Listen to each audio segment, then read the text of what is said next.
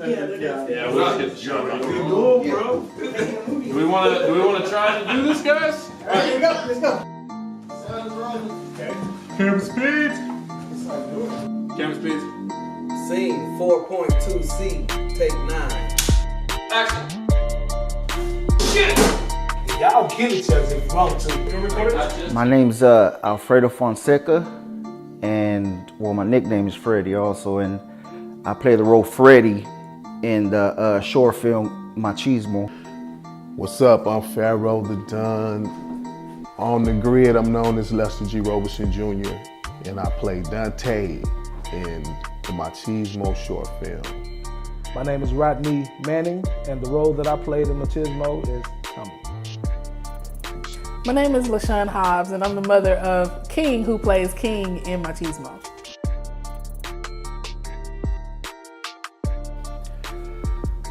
Machismo is, like I said, an aggressive guy. You know, he doesn't play games. He just walks around like he just runs shit, like he's tough. Machismo to me is like manhood, masculinity. Machismo is like, in English, is like macho, or somebody that's very masculine, very prideful. And if you say the wrong thing and they take it the wrong way, due to the fact that having a real big ego, you're not obligated to have an understanding of anything. Just like me, when I was coming up, I was the same way. Machismo, you know what I'm saying? I used to walk around like I was bad and all that type of shit that could whoop everybody and all that. And it didn't work out for me like that. So I had to kind of pull back from that. But I had to learn from it. Even as an adult, went through it too. Just have to learn that that's not the way. Well, I feel like, because people of color are suppressed, and we're just naturally charismatic people. So we have to kind of tone it down a lot to flow with the way society, their expectations of us. So I feel like when we have to suppress that, it has no place to go. So it kind of manifests as anger and animosity. And that kind of just stands in the forefront, and it just ends up being, what causes so much violence and negativity around us. So, and in the neighborhood, that's kind of like the culture. As for Latino men and African descent, people of African descent, we base everything off a warrior. Your attitude, the way you interact with your father as a young boy. Your father gives you love, but at that same instance, he's giving you the machismo also. He's giving you that brolic, he's giving you that intensity. He's dealing with you softly, but at the same time, that hand can switch from being a soft hand to a very firm hand. And that's just so, it can soak into the subconscious and groom you as a man. That's why it's important to have men in your life too. Yeah, I think it plays a very big role in our community because, as a man, you don't want to be disrespected. As a man, a lot of people, you got guys don't even want to wear pink. You got guys, don't want to wear the color pink if they just taking a simple photo with the family because they feel like, hey man, that ain't manly. You know what I'm saying?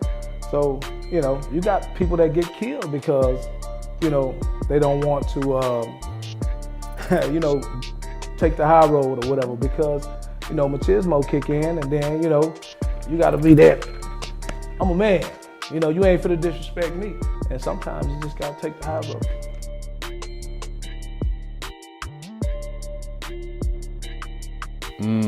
Yeah. Rest in peace, my cousin Hernando Love. Hernando Love was real good with his hands. He had a good heart. And there was an altercation that he had verbally with a man, and respect was wanted from either side, from both parties, and the only way to get that respect was they had to fight about it. So they fought about it. Hernando Love got his respect during that moment in time. Years later, the two meet via their girlfriends. So the story goes, they're at a table playing dominoes, drinking beer, what have you. Beer gets low, and the gentleman who he got into it with, who he put hands on, asked him, hey man, let's go get some more beer. And let's go out here and, we can go in my car. So when they get up to go outside, my cousin, Hernando Love, went outside first. And the guy came behind him. And he asked him, hey man, you remember that year we had that fight? And Hernando was like, oh yeah, man, I ain't tripping on it. He didn't even have time enough to say the end of his statement. He shot him in the back of the head. You know what I'm saying? Hernando turned around and walked off like, oh yeah, man, I remember that. When he turned around, he shot him in the back of the head, man. And, they say as he was shooting him, like, yeah, motherfucker, don't nobody put their hands on me, blase, blase. That's it, ego. We can't take a L. Via songs and, people talk shit all the time. You know what I'm saying? And a young person will soak that up and absorb that and actually think that's reality. But taking an L is just taking an L. Don't mean you less than a man because you take an L. Just to give an example, there have been times when you have a guy that's the breadwinner in the family, and he toting the load, and an incident happened to where like Machismo and Marcus, get into it or whatever, and instead of just look here, youngster, you can have it or whatever the case may be, where you have to be the bigger person and walk away because you're thinking about what you got to lose, you either get killed or you get locked up, and it happens all the time.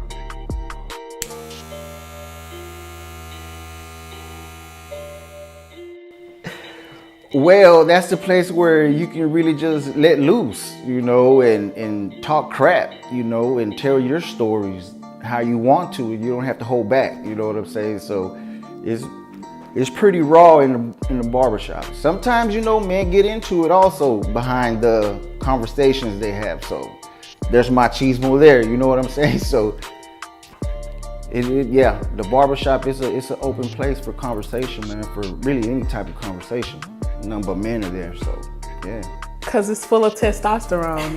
That's the primary place you go when you want to get like a blast of testosterone. Every guy is in there. They want to look and feel like a man. That's where they go to the barbershop. The barbershop. The first time when you go to the barbershop, normally when I was growing up, your dad took you to the barbershop. The barbershop is where your granddad is, your uncles, your cousins, your siblings, your best friend, fathers congregate at the barbershop. So there's where you find out what really goes on behind the scenes of being a man, how you should conduct yourself. But now look at what the character King is. He's the son of Machismo. He's in a barbershop setting seeing some of the compensating type of man that you could imagine. It's kind of like that, the pseudo manhood, if you will. It's a lot of pseudo manhood. And King would be the byproduct of growing up and being, if not Machismo Jr., even worse.